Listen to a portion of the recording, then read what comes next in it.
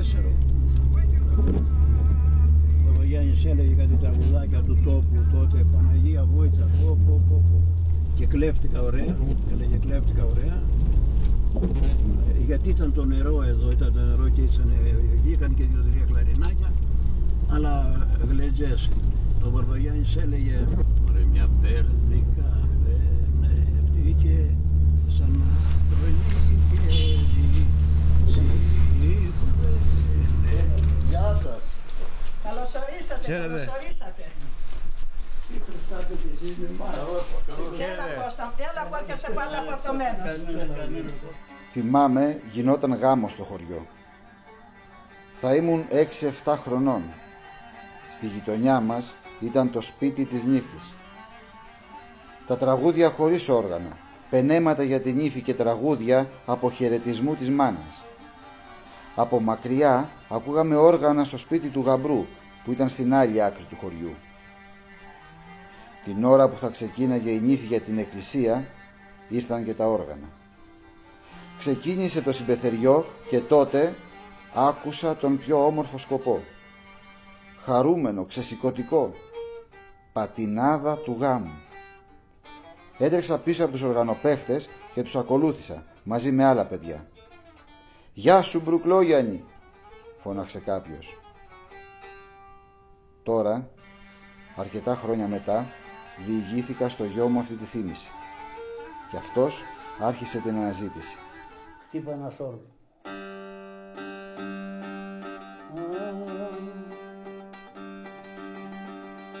Άιντε κρυμάτα με κρυμάτα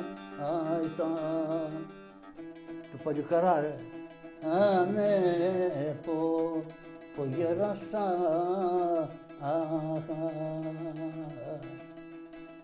Αχ, για σπίσω τα... Εγώ γεννήθηκα εδώ στη Μυδολιά της Κορτινίας το 1934. Εδώ μεγάλωσα, παρόλο ότι πέρασα δύσκολα χρόνια. Ο πατέρας μου ήταν στην Αμερική 24 χρόνια, φέρε πολλά λεφτά εδώ, πρόεδρος βαφτιστήρια πολλά. Τη μάνα μου, τη λέξη μάνα δεν την είπα, πέθανε η μάνα μου. Μητριά είχα η οποία ήταν πολύ καλή, αλλά δεν ήταν η μάνα μου. Εν πάση περιπτώσει, 5 χρόνια ο πλουσότερος άνθρωπος στην περιφέρεια. Χειρείται το πόλεμο της Αλβανίας, ο Ράλης ο παλιός, ο κερατάς, να τα λέω και έτσι. Χειρείται το κράτος σε φτώχευση, όποιος είχε λεφτά, αύριο το πρωί, μόλις σας σώθει το ψωμί, που είχε ζυμώσει η μητριά μου, δεν υπήρχε τίποτα ούτε τόσο.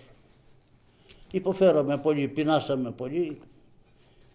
Τα παπούτσια που μου είχε ο πατέρας μου και διπλά ζευγάρια λιώσανε και περπάταγα μέχρι 15 χρονών, δεν είχα τίποτα στα πόδια, τίποτα μπίτι. Είχα μανία να μάθω κλαρίνο. Από εκεί και μετά αρρώστηκα να μάθω κλαρίνο. Πήγαινα σχολείο και πιάναμε το τελευταίο θρανείο 3 και εγώ έπαινα πέρα από τον τοίχο για να μην τρώω έναν παλιοδάσκαλο, βάρη αλίπητα. Εκείνος έλεγε μάθημα το μολύβι. Ναι, σου λέω λεπτομέρειες. Είχα 3 θειάδες αδερφάδες της μάνας μου στην Αμερική. Και όταν μετά τη μεταπολίτευση αρχίσαν και μας στέλνανε δεματάκι, ρούχα. Τους γράφω κι εγώ να μου στείλετε ένα κλαρίνο. Το 1952 ήρθε η μακαρίτσα η μια θεά μου εδώ στην Ελλάδα. Και επειδή ο Ράμπο δάσκαλος ήξερε ότι είχα μανία για κλαρίνα, της λέει της θεάς μου, δασκάλαγη, πάρ' το Γιάννη να πάτε στον τάδε κινηματογράφο. Έπαιζε ένα έργο, τη Μαρία την Πενταριώτισσα, τραγουδιστής ο Ζάχος. Και θυμάμαι είδα το Ζάχο. Και έπαιζε ένα Αδαμόπλος κλαρίνο, η μύτη δεν είχε εδώ.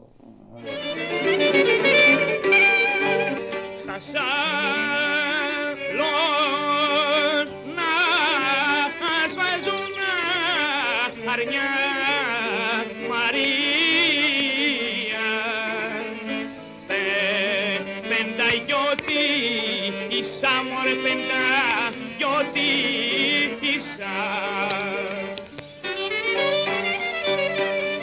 Την άλλη χρονιά πια έφυγα, πήγα στην Αθήνα, εγνωρίστηκα με τον Μπατζή στον Έλατο. Με δέχτηκε ο άνθρωπος και είχε ένα οικόπεδο στους Αγίους Αναργύρους και είχε ένα ξυλοσπιτάκι. Είχε δύο παιδιά, ένα κορίτσι και ένα αγόρι, αλλά είχε μια γυναίκα, τη Ρίνα, τι να σου πω, καλό ψυχή γυναίκα. Ήταν από τις Λιβανάτες. Ο Μπατζής ήταν υπηρώτης, αλλά έκαμε πολλά χρόνια στον Έλατο δίπλα από τον Καρακώστα. Άμα του έλεγα δάσκαλε παίξε λίγο Καρακώστας, έλεγες δεν βλέπεις τον Καρακώστα. Παίξε αλλά για ούζο. Τι να ακούσεις. Τέλος πάντων στον Έλατο ο κύριος Μπατζής νόμισε και όλο ο άνθρωπος ότι θα με κάνει ένα θέλω για γάμο, για αυτό, πλησίασε. Του λέω κύριε Μπατζή φορέ για ένα καφέ κουστούμάκι. Πριν πιάσουν την δουλειά. Έτσι και έτσι κατ' εντολή του κυρίου Τσάκαλου μου είπε αυτό να γνωριστούμε και αν μπορείς να μου δείξεις λίγο κλαρίνο. Να σου παιδί μου. Κανονίσαμε και πήγαινα 4 η ώρα. Και σηκωνόταν έτσι στο κρεβάτι.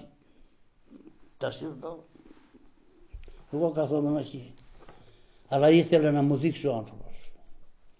Μου δίνει το εκεί, εγώ μου φαινόταν το έπαιρνα. Περίμενα να μου πει, καλά φύγε. Μόλις μου λέει πάλι Γιαννάκη, μόλις μου λέει πάλι Γιαννάκη, εκοβόταν η ζωή μου. Στενοχωρόμουν. Ήθελα να μου πει ότι το έμαθα, ενώ έκανε πολύ σωστά, τόσες φορές το ναι. Γιατί θα το έπαιρνα εγώ στραβά. Με ρώταγε ο Θοδωρής, ποιος του δείχνει, ο Μπατζής, σε κορόιδευε ρε. Και μειωνόταν αυτό. Τέλος πάντων είχαμε 10 μαθήματα. Εκείνα όμως τα 10 μαθήματα και έλεγε μόνο πόσους μαθητές έχω μου έρχονται, μόνο ο Γιαννάκης παίρνει. Πήγαιναν κατά στη Λιάλια. Και συνέχισα πια γνωριμία με τον Μπατζή, φιλία. Και θυμάμαι του έλεγε η γυναίκα του, μωρέ Βασίλη, δεν βρίσκει μια δουλειά να παίρνει ο Γιαννάκης να βγάνει τα έξοδά του. Τι δουλειά να τη βρω μωρέ, να παίρνει κανένα κοσάρ. Τα είχα τέτοια δουλειά, τόσες φορές ήταν.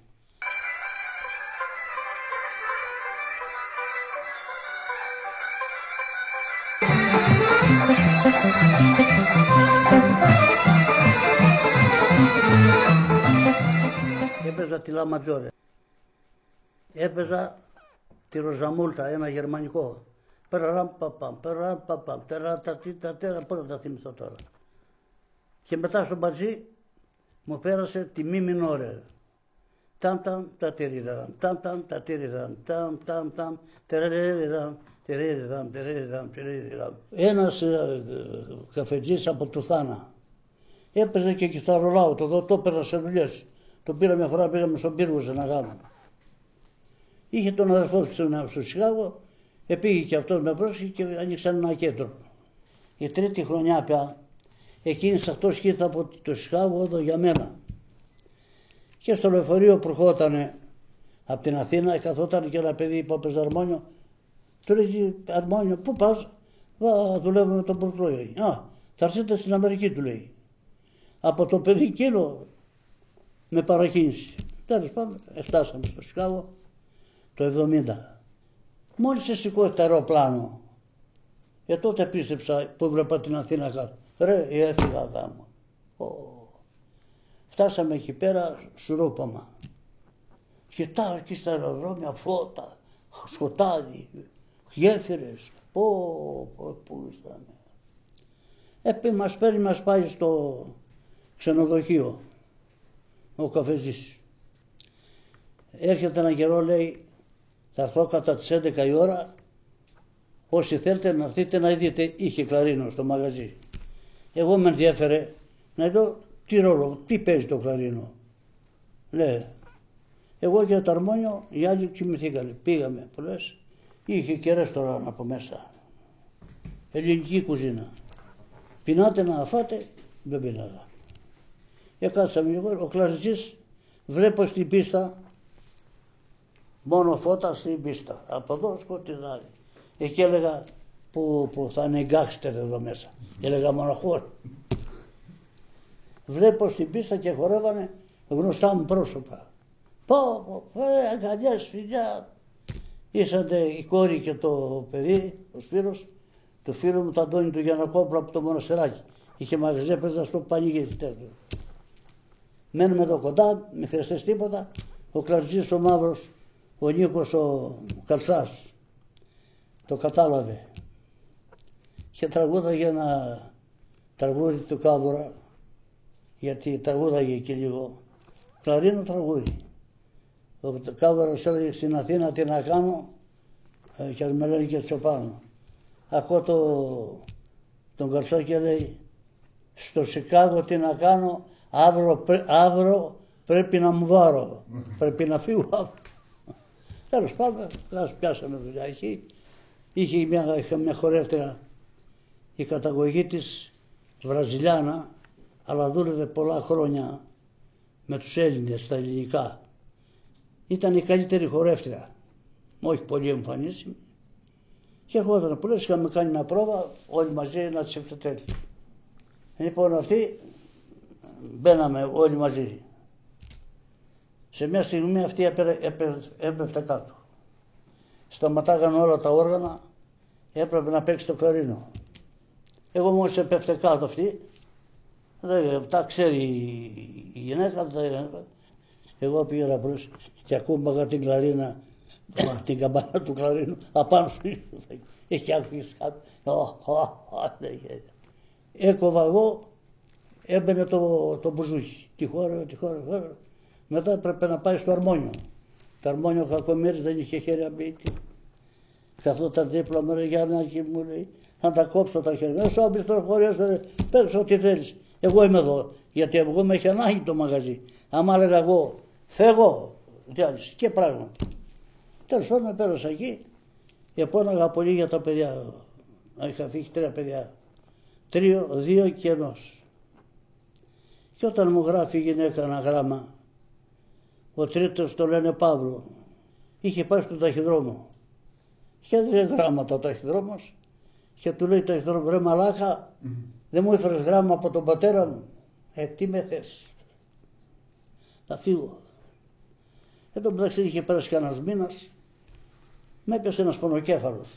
Θες από το κλίμα. Εγώ δεν έπινα. Και δοκίμασα το ουίσκι που μας γεννάνε. Το έβαλα στο στόμα. Ρώτα η γυναίκα. Τώρα είχα πει κανένα 2, ξέρω. Θες από εκείνον ένα μήνα πονοκέφαλο. Λέω στο φίλο μου εκείνο που είπα, που ήταν στο αεροδρόμιο, Βαγγελάκο θα φύγω. Τι! Στενοχωρία του λέω, έχω πονοκέφαλο. Γιαννάκο, καλή του ώρα. Θα σου δώσω λεφτά να φύγεις.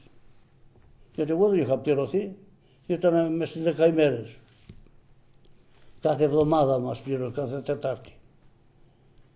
Λέει, αλλά ξέρεις τα πούνε, και όποτε μου τα δώσεις, μου λέει και να μην μου τα δώσεις και καθόλου. Ξέρεις τα πούνε στην Ελλάδα, ότι ήσουν άχρηστος και σε διώξανε. Και ποπ, και έκατσα 6 μήνες. Είναι πια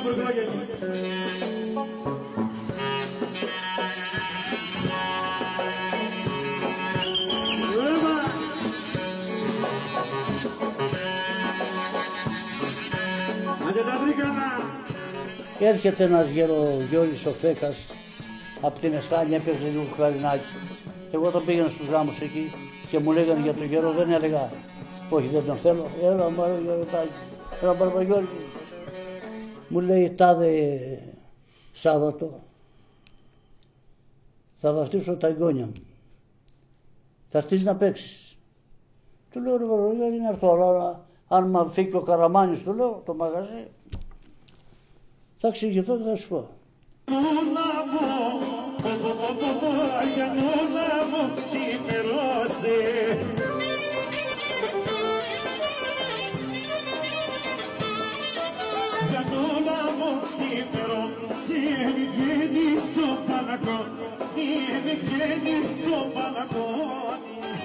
Ο Έλληνο-Αμερικανός αυτό το καλό έχουν. Έχει αυτή τη συμφωνία. Δεν πάει να πάρεις εσύ 50 εκατομμύρια. Εγώ μόλις τα μαζέψα τα λεφτά και τα μετρήσαμε. Εμείνανε $1.700. Πάω να τα κόψω στα 3. Σιλάμα ρε μου λέει. Σιλάμα είναι γύφτικο στα μάτα. Τα παίρνει ο Τάσος τα λεφτά. Τον δραμίστα τον είχε κλείσει $35 και του δίνει 50 και είπε 1.000.000 ευχαριστώ. Ο άνθρωπος δεν είπε εσείς πήρατε τόσα, η συμφωνία.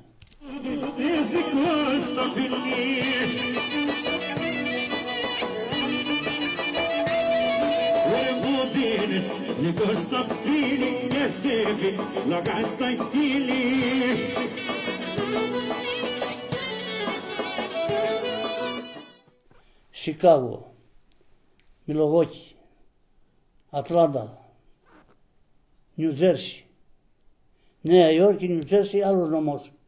Νιου Τζέρσι έχει πολλούς δρομελιώτες ορεινούς, χρυσοί άνθρωποι. Βαλτιμόρη, Μπερσιβάνια, Καρολίνα, Αμερική. Καναδάς, Μόντρεαλ, μέχρι την Αλάσκα, κάνει 3 ώρες το αεροπλάνο να πάει. Εκεί είναι μια μεγάλη πολιτεία, λέγεται Κάλγκαρι. Εκεί τι είδα τα μάτια μου, λέγεται. Τα λαγκάδια χτίστηκαν στις αρχές του 16ου αιώνα. Έχουν ύψος 1050 μέτρα. Όπως αναφέρουν ιστορικοί, οι κάτοικοι των γύρω μικρών χωριών και συνοικισμών αναγκάστηκαν να καταφύγουν σε αυτό το άσιτο αλλά ασφαλές μέρος για να αποφύγουν τις πιέσεις και επιδρομές των Τούρκων κατακτητών. Η Δόμηνα είχε στα λαγκάδια. Αυτοί παίρνανε πληροφορίες. Στην περιφέρεια ποιον θα βρω. Δεν ήταν άλλος από μένα. Επιτέλους, γιατί θυμάμαι, μπράβο λέει, απαντάει ωραία. Εγώ είχα κλέψει από άλλους στις συνεντεύξεις και στέλνει αυτοκίνητο και πάω στα λαγκάδια. Το σκάρο έπαιξα σόλο.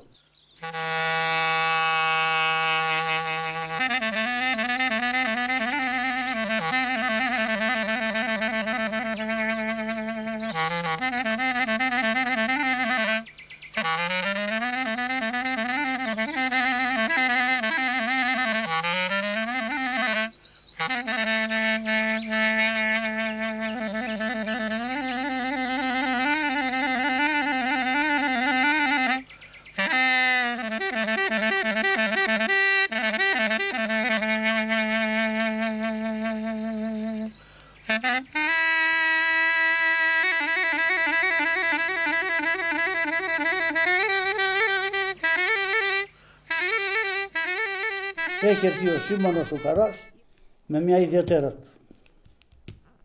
Έχασε στο καφενεδάκι εκεί, μου παραγγέλνει, πιαστικά κι εγώ έβγαλα τα έτσι. Με πήγα ή καλησπέρας, σκότα να πάμε σπίτι.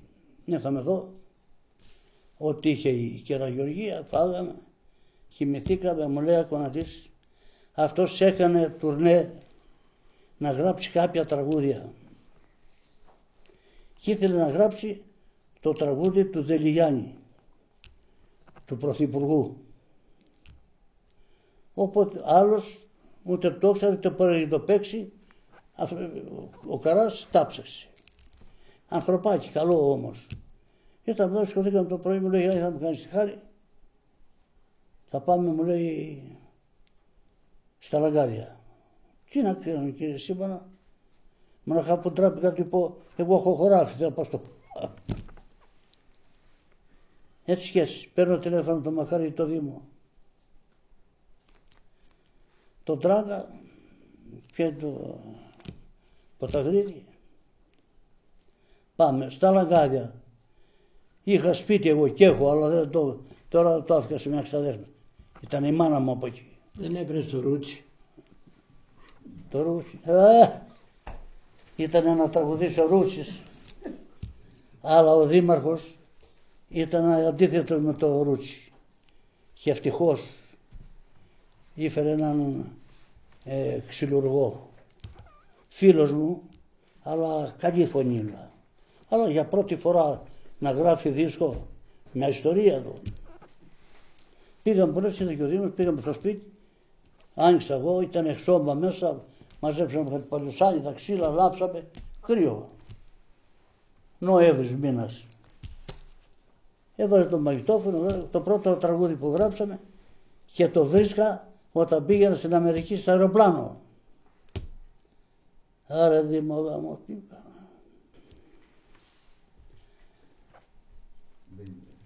Τέλος πάντων.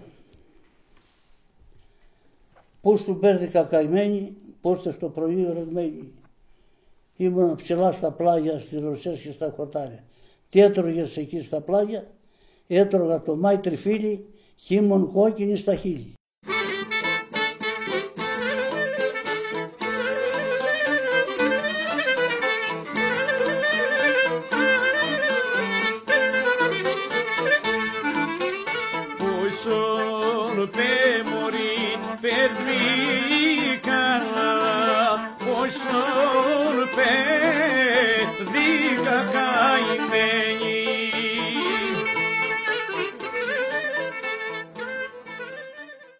Αρχινάει τώρα ο άνθρωπος. Εγώ είχα πάει 3-4 φορές στο στούντιο και κάναμε λάθος. Θυμάμαι βροντάγα το πόδι μου, ο μηχανικός έλεγε μέσα, ποιος βάζει το πόδι, σβήστε. Και κάναμε λάθη. Ο ανθρωπάκος πρώτη φορά τον πήραν από το είχε κορδέλα, μαραγκός ήταν. Τον φέρανε, πολεμάμε, καλή φωνή. Μου χάλιασε και εμένα το κακαλό τόνο να μην κουράσει ο άνθρωπος. Απάνω που πήγε να κλείσουμε το πρώτο μέρος, εγάβιζε ένα σκυλί, σβήστε. Από την αρχή. Ξεκινάγαμε, ετρίζαν τα ξύλα μες στη στόμπα, σβήστε. Πέρναγε το αεροπλάνο, σβήστε.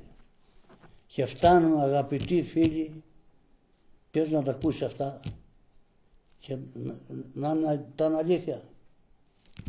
Και φτάνουμε 8 η ώρα το βράδυ, από τις 11 η ώρα, μέχρι που εγώ εκρεπάρισα, έπαθα και το χέρι μου το δόντος που κόψανε, γιατί έπαιζα δεξιά.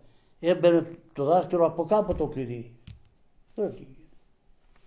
Του λέω, κύριε Σίμωνα, δεν μπορώ, του λέω, αρρώστησα. Μου λέει, για να κάνουμε μια προσπάθεια, μου λέει. Να κάνουμε δύο. Και στραβούδια μόνο το γράψαμε. Πάνε οι γερόντες στο Βασιά.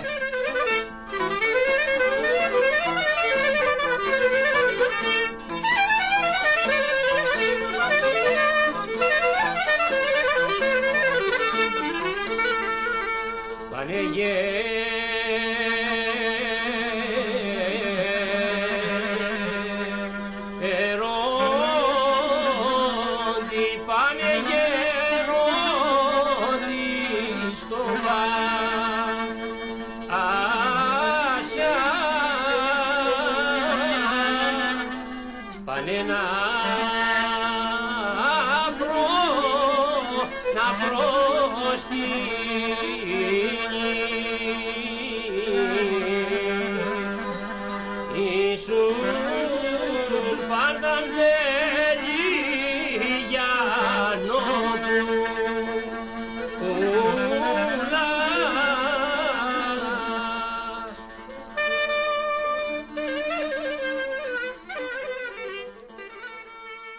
Γιατί έχω πει ότι μακαρί το Δήμο πήρα από λάβο. Ο Δήμος ο Φώτης δεν έφτιανε τίποτα μαύρος. Παίξαμε και μαζί. Όχι, ότι έκανε το ζόρι. Από το ζόρι τα χαλίκια φέγανε. Ναι, λοιπόν, αλλά δεν θύμωνε ο Φώτης. Και πήρα από το Δήμο τραγούδια. Δεν είχαμε εμείς εδώ. Οι γέροι δεν είχαμε. Παλιά.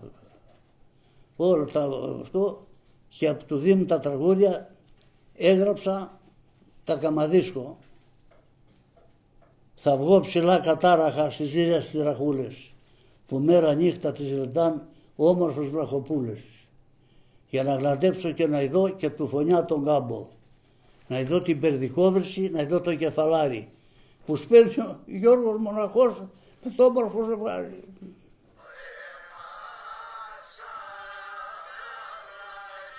Η φοράδα αυτή είναι δική μου. Και οι άλλοι.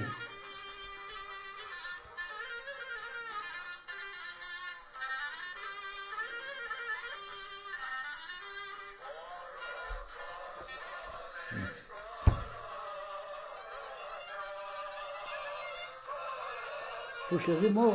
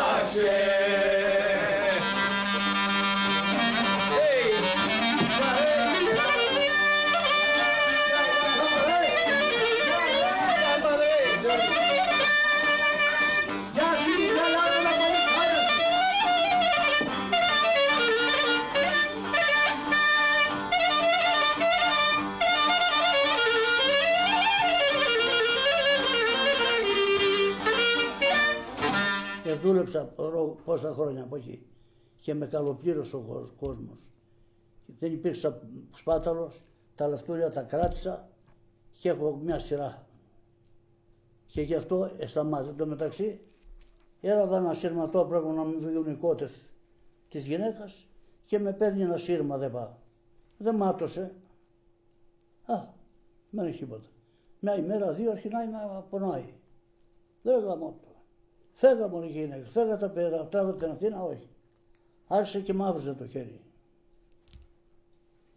Θα πέρασε, εκείνη ξέρω, έβγαινε το απ' έξω δέρμα, το έβγανα, σκοτάν άλλο, θα πιάνει. Εμολύνθη το χέρι και έφτασα στην Τρίπολη και μου το έκοψε ένας Αθανασίου.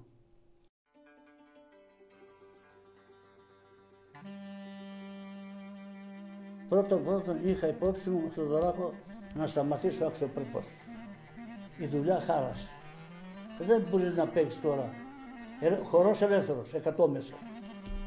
Να ανεβαίνεις στον πατέρα, σε στολοπατάνε. Μου βγαίνουν και τώρα μου έρχονται δουλειές.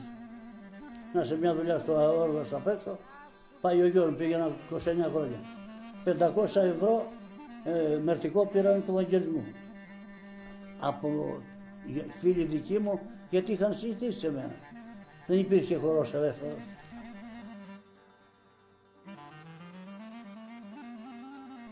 Γιατί μου έρχονται οι αναμνήσεις. Και έρχομαι και λέω να ήταν αλήθεια αυτά τα πράγματα.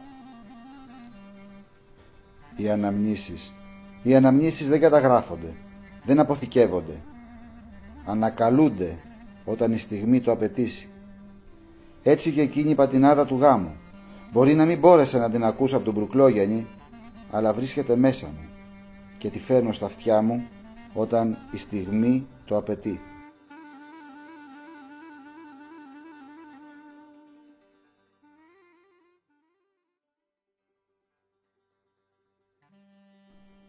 Κλαρίνο δεν βγήκε υψηλής περιόπης, ούτε με αραβίες. Σε τέτοιες περιπτώσεις θα παίξει αλαβλάχα, να μυρίζει λίγο κοπριά το κλαρίνο. Και το κλαρίνο δεν βγήκε ούτε από το Κολονάκι, ούτε από τη δεν ξέρω καλά την Αθήνα. Γεια σου Μπρουκλόγιαννη!